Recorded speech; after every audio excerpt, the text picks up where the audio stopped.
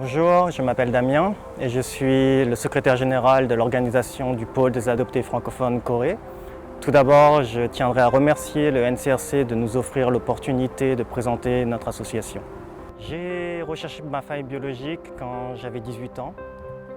Donc on avait contacté mon agence d'adoption et les démarches ont été relativement rapides puisque le HOLT a pu localiser et retrouver mes parents en moins d'un mois.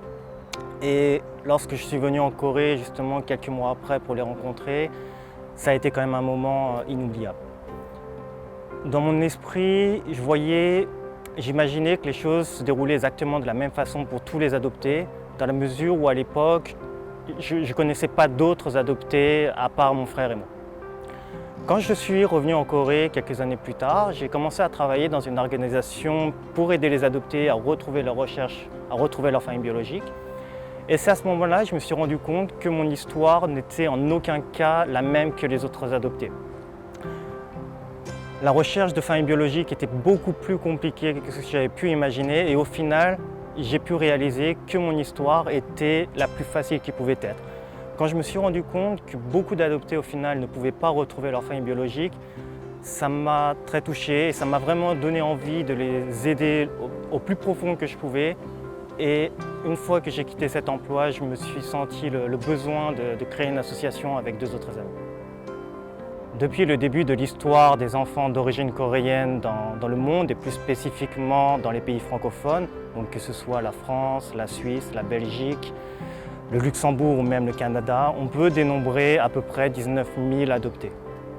Ce qui est constaté aujourd'hui, c'est que la quasi-totalité des services qui sont proposés aux adoptés sont exclusivement en anglais. Parmi les francophones, malheureusement, peu d'entre nous parlent l'anglais et de facto en sont exclus. Je considère important de pouvoir communiquer dans notre langue native afin d'éviter tout malentendu, notamment dans des domaines qui peuvent utiliser un vocabulaire très technique, notamment l'immigration, mais surtout des domaines au sujet très sensible et là, tout ce qui touchera à la recherche de famille biologique. Malheureusement, ce genre de vocabulaire, ce genre de nuances ne pourront jamais être corrigés par des correcteurs instantanés. Le PAF Corée est une organisation à but non lucratif composée uniquement d'adoptés francophones. Donc à l'heure actuelle, 2 adoptés vivent en Corée, un en Belgique, un en France et une au Luxembourg. La chose la plus importante à savoir, c'est que la communication entre nous se fait uniquement en français.